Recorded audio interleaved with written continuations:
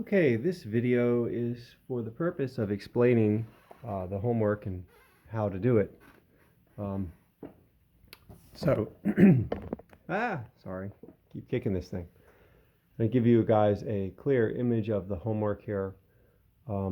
What's going on is that the first thing you'll notice is that it's drawn on a piece of paper, 8.5 by 11 in size. So that's assumed because it's a title block. Now, it's not a traditional title block, but you can see lines, okay? Joseph E. Blyde, I guess that's the guy who drew it. The scale is 1:1, and the date, look at that, 1980. Hey, that's pretty cool, huh? All right, and then the size of the paper here, okay? It's a size paper, revision 2. So whoever this was had made 2 attempts at this. So the first thing that you notice in the destructions, these here, it says make 6 equal spaces. So if you have an 8.5 by 11 block and you divide it evenly, well, you can do that with a calculator.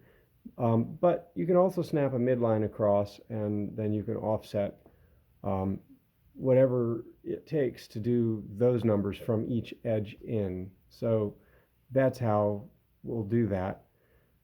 These lines here, I notice that this one just says equal spaces divided. And in quotations, it says use the bow dividers. We talked about the bow dividers in class a little bit. Now, if you use bow dividers to create equal space, you really don't have to measure. But we're using CAD, so we will measure. And then kind of the same thing here. Now, that's really easy to do, but they give you a measurement 12.5. I'm going to assume that's metric because that's a 1/2 inch. You know, the conversion factor, 12.5 is a 1/2 inch. Conversion factor is 2.54. So, or 25.4, depending where the decimal point is. So if you were to convert 12.5 to metric, you know, you would get a 1/2 inch. So you divide that by 2.54. Anyway, same deal over here. All right. So if we look at this, they're saying 10. Well, 10 millimeters is roughly 3/8 or 0.375. I think it's actually 390. It does not matter. I'm not looking for your dimensions today. What I am looking for is we are going to use the functions line, offset, trim, radius, arc, and we're going to also use some pick boxes, some things that are not function commands or keyboard commands.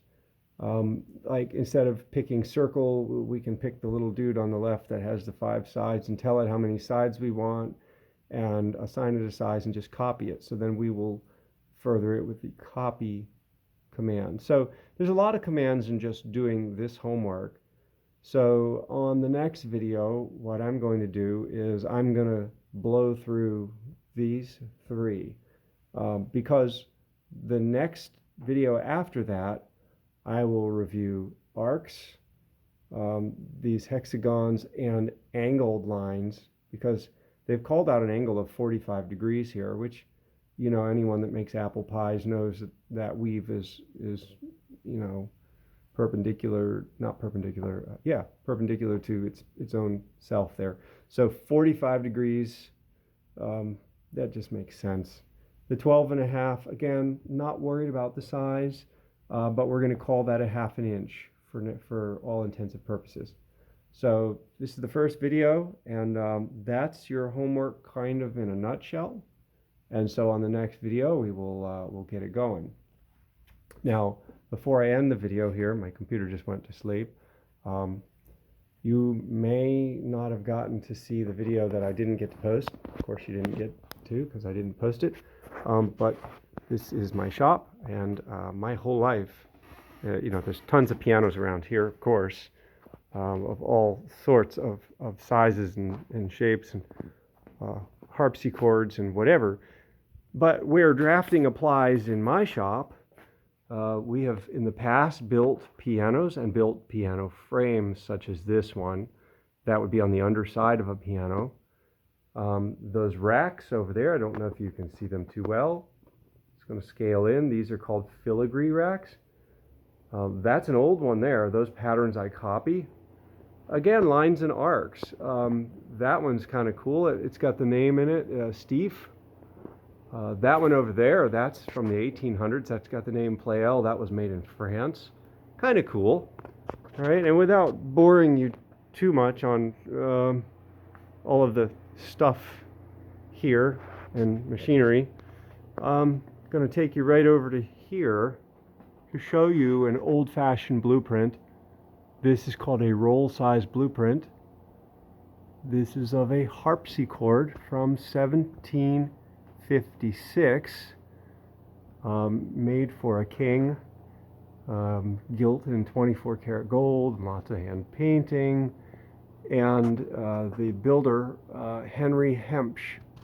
Now you look at that drawing there, I mean, it's just beautiful. It's absolutely beautiful. The size of this drawing is called a roll size drawing. Everything we're working on is on 8.5 by 11. That's an A size, okay? So as I go through my shop here and cast bronze and all that stuff, there's a D size, all right? I come over here, just not to make light of this, but just to make quick work. That one there, that hand drawing that I did, that's a C size. And of course, B size would be two 8.5 by 11